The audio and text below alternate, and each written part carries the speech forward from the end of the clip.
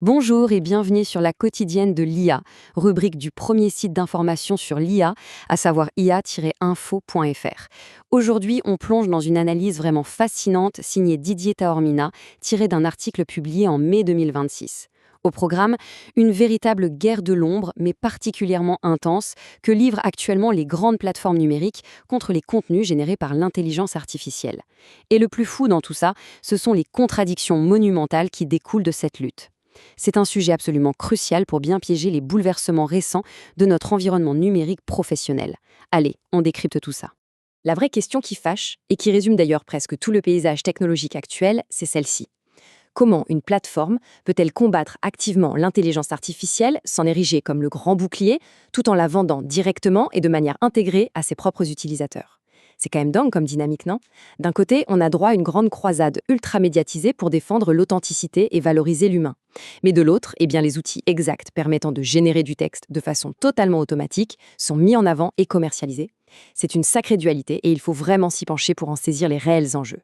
Première partie, la guerre des contenus artificiels et le fameux paradoxe de la plateforme. Pour bien comprendre comment ça se traduit sur le terrain, il faut remonter au 20 mai. Laura Lorenzetti, vice-présidente éditoriale d'un réseau social professionnel mondialement connu, a fait une annonce qui a fait pas mal de bruit. En gros, un tout nouveau système de détection interne allait débarquer de manière imminente. L'objectif affiché, masquer les publications générées par IA. On connaît tous ces posts un peu trop génériques, creux et interchangeables qu'on voit passer tous les jours. L'idée de départ, c'est d'assainir les fils d'actualité pour redonner sa place à la création humaine, ce qui, en soi, se comprend totalement. Et pour appuyer cette initiative, un chiffre colossal a été mis en avant, 94%. C'est le taux de fiabilité revendiqué avec une assurance déconcertante par ce fameux système de détection. La promesse technologique est hyper claire.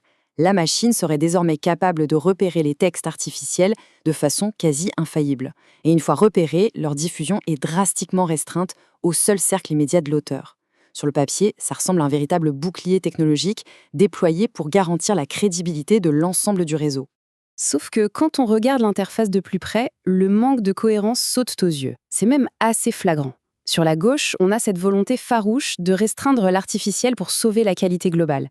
Mais juste là, sur la droite, qu'est-ce qu'on trouve? La présence totalement native d'un bouton qui invite texto à réécrire avec l'intelligence artificielle.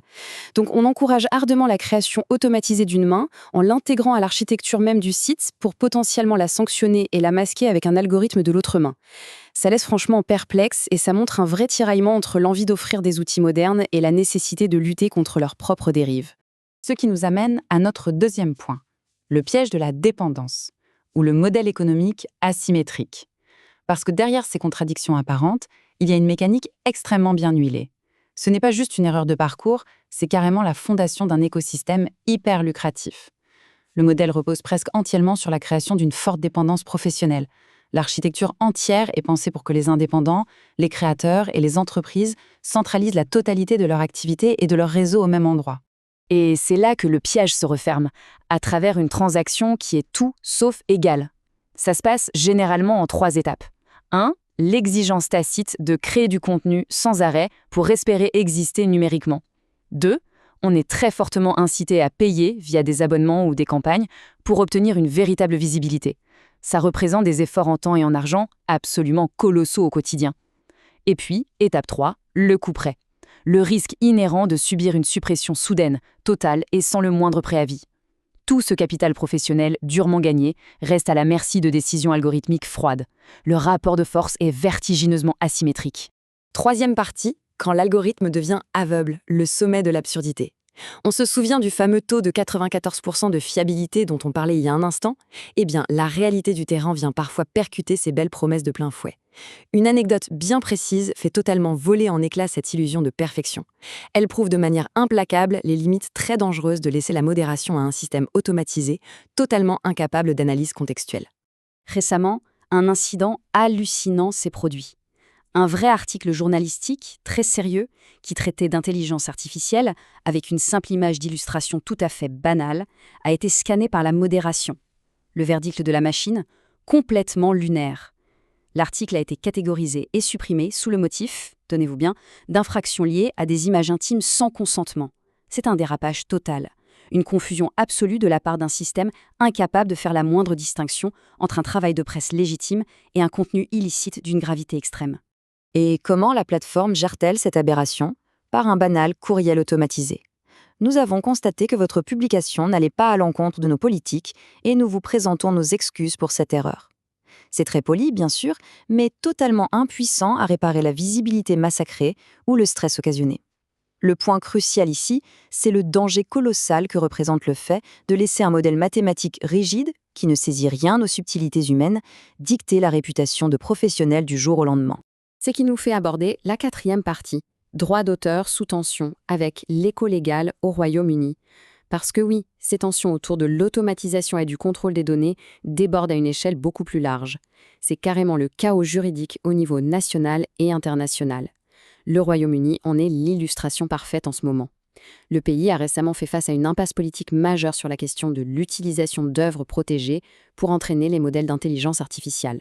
Dans ce débat de société, deux forces gigantesques s'affrontent frontalement.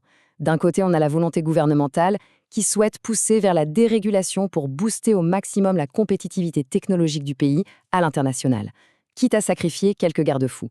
Et de l'autre, face à ça, il y a une mobilisation massive des industries créatives. Les artistes, les auteurs, les syndicats, ils ont tracé une ligne rouge non négociable, le refus catégorique de voir la responsabilité de la protection de leurs œuvres transférée d'une façon qu'ils jugent totalement injuste. Au centre de cette bataille se trouve le concept très controversé de mécanisme de retrait volontaire. En clair, c'est un système qui transfère toute la charge de la protection des œuvres directement sur les épaules des créateurs eux-mêmes, plutôt que sur les immenses entreprises technologiques qui aspirent ces données pour s'enrichir. Sans surprise, le secteur créatif a rejeté ce cadre avec une telle véhémence que les réformes britanniques ont dû être suspendues. Face à cette paralysie, certains secteurs commencent même à bâtir leur propre système de licence indépendant pour reprendre un semblant de contrôle. On arrive donc à notre 5e et dernière partie, l'urgence de l'indépendance numérique, ou l'importance de bâtir sur des fondations solides. Tout ce qu'on vient de voir, entre les absurdités de la modération aveugle sur les réseaux et le grand flou juridique des États, mène à une conclusion assez inévitable. Construire sa présence en ligne sur des bases qu'on contrôle vraiment, ce n'est plus un simple petit conseil en passant. C'est devenu une nécessité absolue pour garantir la sécurité à long terme d'une activité. L'entreprise Simadio offre d'ailleurs une excellente analogie sur ce point. Se reposer exclusivement sur l'espace loué des réseaux sociaux, ça revient indéniablement à bâtir sa maison sur du sable. C'est un écosystème extrêmement fragile. Un simple caprice algorithmique, un faux positif ou une mise à jour des conditions d'utilisation et des années de travail peuvent être réduites à néant. C'est pour ça qu'avoir son propre site internet est aujourd'hui vital. C'est la seule vraie garantie d'autonomie numérique. Un espace souverain à l'abri des humeurs d'une machine ou des stratégies financières d'une plateforme tierce. Pour terminer, une ultime réflexion mérite d'être longuement méditée à la lumière de tout ça.